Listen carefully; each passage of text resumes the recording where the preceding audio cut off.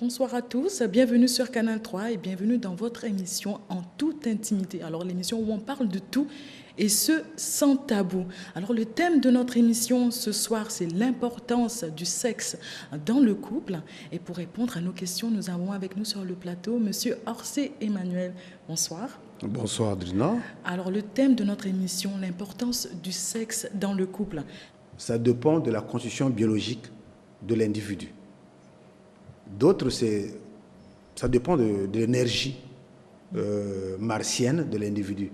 Donc l'énergie de la procréation que la personne possède à partir de sa testostérone.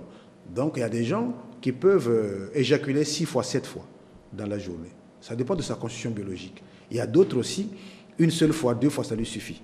Mais ça dépend dans le cadre où est-ce la femme peut supporter cet homme qui a l'énergie de revenir sur scène 4 fois, 5 fois, 6 fois. Oui.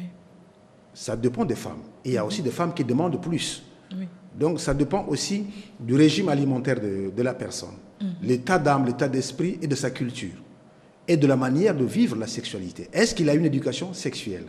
Est-ce qu'il est formé à la sexualité? Il y a une sexualité précoce où l'individu développe lui-même sans avoir un mentor qui le forme dans la sexualité. À l'époque, dans les traditions passées, les femmes ou les hommes étaient formés par des mentors. Quand tu avais 13 ans, 14 ans, il y avait une tante qui te prenait, te montrait qu'est-ce que la sexualité. Pour un homme aussi, dans l'initiation au village, on lui montrait le droit légitime de la sexualité dans sa vie. Mais aujourd'hui, avec le modernisme, la sexualité n'a plus sa dimension scientifique. Elle est devenue un instrument du désir. Mais or que c'est une dimension de développement de la race humaine et de l'individu. Donc pour jouir de tout son corps, il y a des gens qui doivent jouir au moins 4 fois, 5 fois. Le matin s'il veut, même 2 fois, à midi, le soir. Ça dépend de l'énergie qu'il possède. Mais pour avoir cet effet dans les conditions. Là, ça dépend de pratique. Dans les couples, il y a des problèmes que les gens ne veulent pas expliquer aux autres. Il y a ce qu'on appelle la sodomie.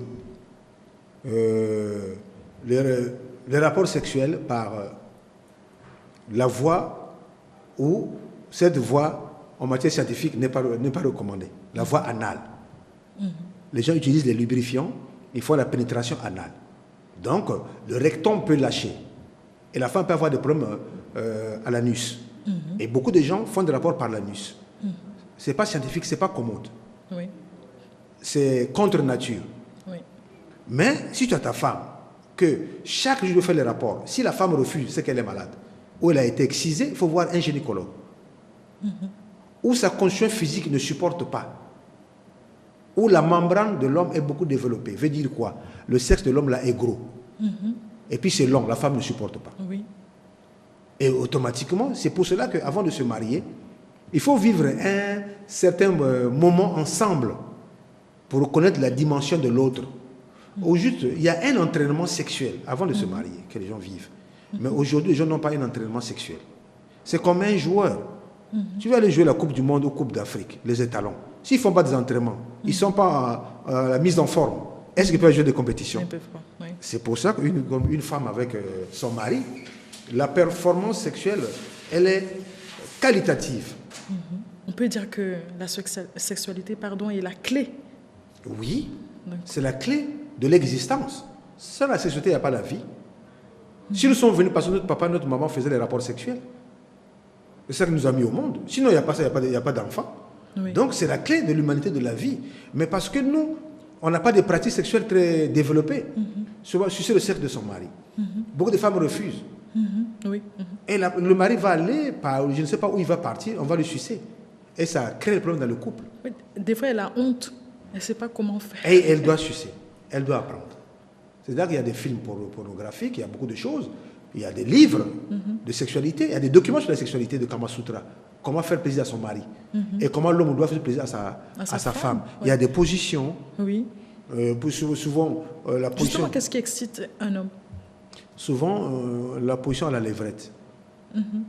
Ils disent à cheval. Et beaucoup de gens aiment ça sur la terre. La position à cheval, les gens adorent ça beaucoup.